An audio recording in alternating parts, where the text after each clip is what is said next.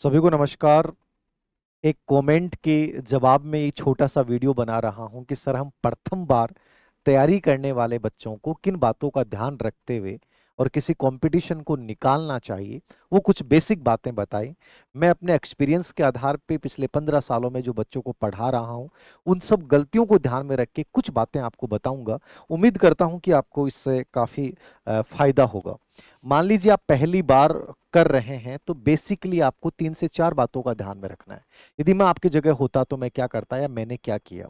सबसे पहली गलती जो आप अमूमन करते हैं, आपने ग्रेड थर्ड को चुन लिया, ग्रेड सेकंड को चुन लिया, आप किसी कोचिंग में चले गए, टीचर के पास चले गए, ऑनलाइन क्लास देखना शुरू कर दिया, लेकिन आपने सबसे पहला स्टेप ये नहीं उठाया कि पाठ्यक्रम क्या है।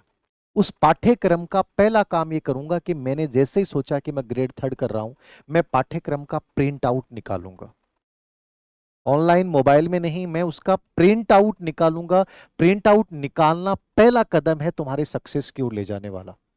और उस प्रिंट आउट को निकाल कर, केवल निकाल के नहीं रखना है, उसको चाहे दीवार पे चिपकाइए, उसकी 2 या 3 कॉपी निकलवाइए, और निकलवाने के बाद उस प्रिंट आउट के आधार पे उस पाठ्यक्रम को आप कम से कम 1, 2, 3, 4 और 5 पार्ट में उस पूरे पाठ्यक्रम को डिवाइड करिए कि ये पार्ट इससे जुड़ा हुआ है, ये पार्ट इससे जुड़ा हुआ है, ये पार्ट इससे जुड़ा हुआ है और ये पार्ट इससे जुड़ा हुआ है। चारों पार्ट को आप डिवाइड करेंगे।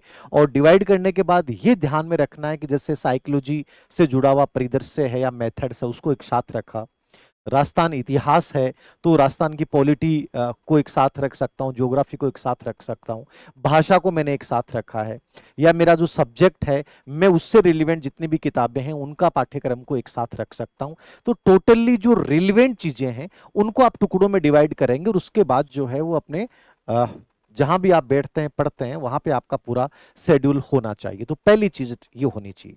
नंबर 2, जैसे आपने पाठ्यक्रम का प्रिंट आउट निकाला, आपने 4-5 पार्टों में डिवाइड किया, आप उसका एनालिसिस कीजिए। विश्लेषण वर्ड मैं बार बार यूज करता हूं। विश्लेषण क्यों जरूरी है, ये मैंने पहले भी एक्सपीरियंस शेयर किया था। ग्रेड फर्स्ट और ग्रेड सेकंड के कई बच्चों के साथ ऐसा हुआ कि वो एक कोचिंग में तैयारी करने चले गए और संबंधित जो टॉपिक था उसमें लिखा हुआ था कि इनका सांस्कृतिक इतिहास पढ़ना है, और संबंधित टीचर ने राजनीतिक इतिहास से स्टार्ट कर दिया। उस बच्चे ने राजनीतिक इतिहास के 10 पेज पढ़ लिए, उसके बाद सांस्कृतिक इतिहास पढ़ा। उसे यह भी नहीं पता था कि मुझे राजनीतिक नहीं पढ़ना, मुझे सांस्कृतिक पढ़ना है।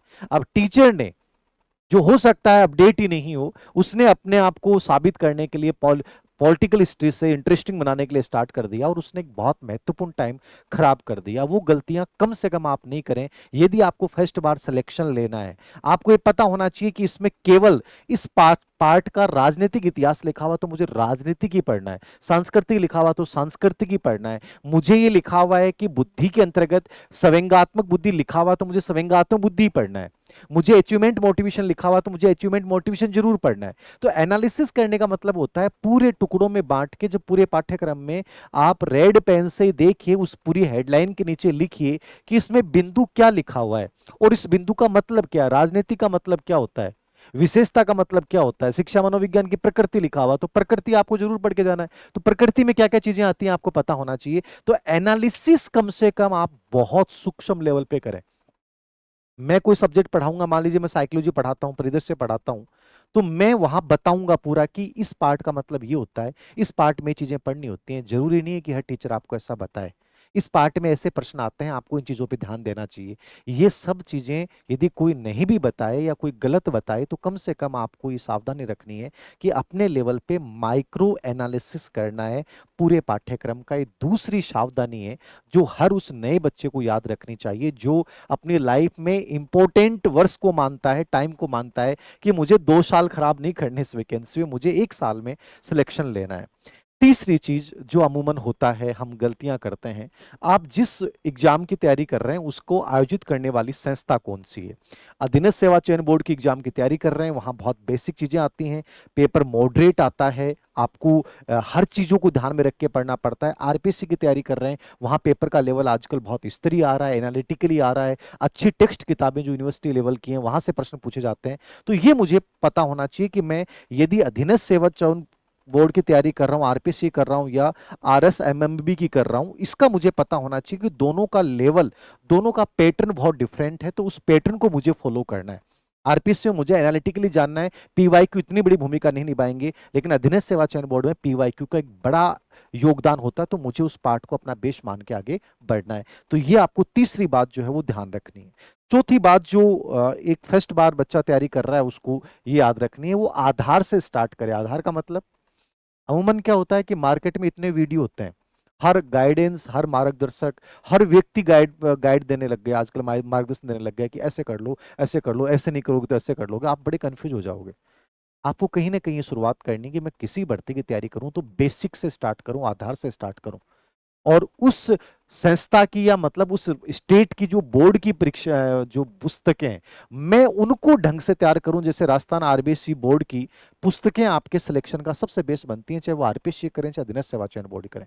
आप बेसिक जो है वो यहां से स्टार्ट करें, इनके शॉर्ट नोट्स बनाएं, या कम से कम एक बार इनको जरूर निकालना चाहिए। ये चौथी बात है जो आपको ध्यान रखनी चाहिए। अमूमन बच्चा ध्यान नहीं रखता है, कोचिंग के चक्कर में क्या होता है कि वो उनके कंटेंट को सब कुछ मान लेता है और वहीं गलती कर बैठता है। हो सकता है उन्होंने बेवकूफ भी बना दी हो, अच्छा नहीं करवाया हो, क्योंकि आपके भविष्य से ज्यादा आपके लिए और कोई दूसरा व्यक्ति चिंतित नहीं हो सकता, ये आपको याद रखना है। नंबर 5 जो आपको चीज बतानी है, प्रतिदिन हर विषय का मतलब कम से कम 3 से 4 विषय आपको साथ लेके चलने चाहिए। इन 7 विषयों को मैं लेके भी चलूं, और बहुत एक सामान्य सी बात बता देता हूं कि मैं 3 से 4 विषयों का मैंने टाइम टेबल सेट कर रखा है। मैं इन तीनों चारों विषयों के, मान लीजिए मैंने 5 टॉपिक आज पढ़े हैं, तो मैं हर टॉपिक के 5 से 7 या 10% 100% रिवाइज करूंगा। प्रतिदिन की हैबिट बना लो, अपना संस्कार बना लो कि मुझे 5 से 10% जो टॉपिक मैंने पढ़ा है उसके मैं पीवाईक्यू या नॉर्मल पर्सन एक बार जरूर देखूंगा। ये बहुत जरूरी है। आपने कितनी थ्योरी पढ़ ली हो, कोई काम नहीं आएगी। जब आप उसके पीवाईक्यू देखते हो तो उससे उसका पूरा टॉपिक क्लियर हो जाता है, वो टॉपिक लंबे समय तक याद रहता है। तो 3 से 4 टॉपिक सब्जेक्ट साथ लेके चलिए, और उनके जो भी आप 4 से 5 टॉपिक पढ़ते हैं उनके 5 से 7 10 तक पीवाईक्यू या जो भी प्रश्न पत्र है इंपॉर्टेंट, वो आप जरूर देखिए जाइए, बहुत जरूरी है। पांचवा जो महत्वपूर्ण बिंदु है, सर गाइडेंस किससे लें, मार्गदर्शन किससे लें। कोई तो ये कहता है, कोई ये कहता है। देखो सबकी अपनी अपनी बातें, जितनी मुंह उतनी बातें होती हैं। हर व्यक्ति अपनी बात डिफरेंट तरीके से कहता है, आप सबकी सुनोगे तो रह जाओगे। किसी एक व्यक्ति को चुनिए, किसी एक व्यक्ति को अपना आदर्श मानिए, किसी एक व्यक्ति को फॉलो करना शुरू कीजिए जो आपको लगता है कि ये निष्पक्ष राय देता है, बढ़िया राय देता है। ज्यादा टेलीग्राम चैनल को फॉलो मत कीजिए, जहां से आपको फायदा हो रहा है, ग्रोथ हो रही है, उन्हीं को फॉलो कीजिए। ऑनलाइन क्लासेस में केवल वही वीडियो देखिए जो आपको समझ में नहीं आए हो। ऐसा नहीं कि हर वीडियो देखना शुरू कर दिया, आपको लगा कि या तो फ्री पढ़ा रहे हैं तो फ्री में तो ले लेते हैं। ये फ्री की चीजें होती हैं, बहुत नुकसानदेह होती हैं, इस चीज को याद रखिए। फ्री कुछ होता ही नहीं है, आप अपना टाइम दे रहे होते हैं। इसलिए कम से कम ऑनलाइन का यूज कीजिए। आप जितनी बुक्स पढ़ सकते हैं, जितने पीवाईक्यू निकाल सकते हैं, जितना मैक्सिमम रिवीजन कर सकते हैं, जितना आप ईमानदारी के साथ अभ्यास कर सकते हैं, ये सबसे इंपॉर्टेंट चीजें हैं। इन 3 चीजों को बेसिक बना लो। पूरी ईमानदारी बरतनी है, नियमितता रखनी है, लगातार अभ्यास करना है, लक्ष्य निर्देशित पढ़ाई करनी है। यदि आप ऐसा कर रहे हैं तो आप फर्स्ट अटेम्प्ट में सिलेक्शन ले जाओगे। तो थोड़ा सा सिलेक्टिव बन जाना, हर चीज को फॉलो करना जरूरी नहीं होता है। हर चीज में सिलेक्टेड, यार ये 2 लोग अच्छे हैं, ये 2 चैनल बढ़िया हैं, ये किताबें 2 बढ़िया हैं, उन्हीं के साथ मुझे लगातार चलना है, ईमानदारी के साथ चलना है, लक्ष्य बना के चलना है, रेगुलर उसका अभ्यास करना है, याद रखना है।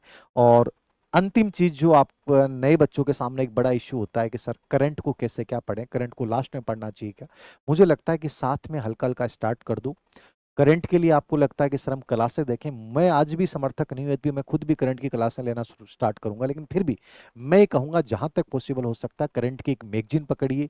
चाहे वो राजस्थान की क्रोनोलॉजी हो सकती है, मूमल हो सकती है, कोई भी अच्छा विशेषांक हो सकता है, उसको पकड़िए। या अखबार आप तैयार कर रहे हैं या सुजस बुलेटिन आप तैयार कर रहे हैं, उसको एक को पकड़ लीजिए, और उसको रेगुलर हल्का सा 6 से 7 महीने के शेड्यूल के अकॉर्डिंग पढ़ना स्टार्ट कर दें। ऐसा नहीं कि करंट में लास्ट में जाके पढ़ूंगा, साथ साथ में स्टार्ट करिए, ये बहुत जरूरी है। तो ये 5 से 7 बातें थी जो एक नए अभ्यर्थी को किसी भी कंपटीशन की तैयारी के दौरान याद रखनी चाहिए, क्योंकि यदि वो ऐसा नहीं करेगा तो मुझे लगता है कि वही चीजें हैं, अनावश्यक टाइम जो है वो आपका खराब होगा। और टाइम बहुत सिलेक्टेड होता है, क्योंकि जो वक्त चला गया वो लौट के नहीं आएगा। तो ये इन बातों पे विशेष रूप से आप ध्यान रखिए। Thank you very much.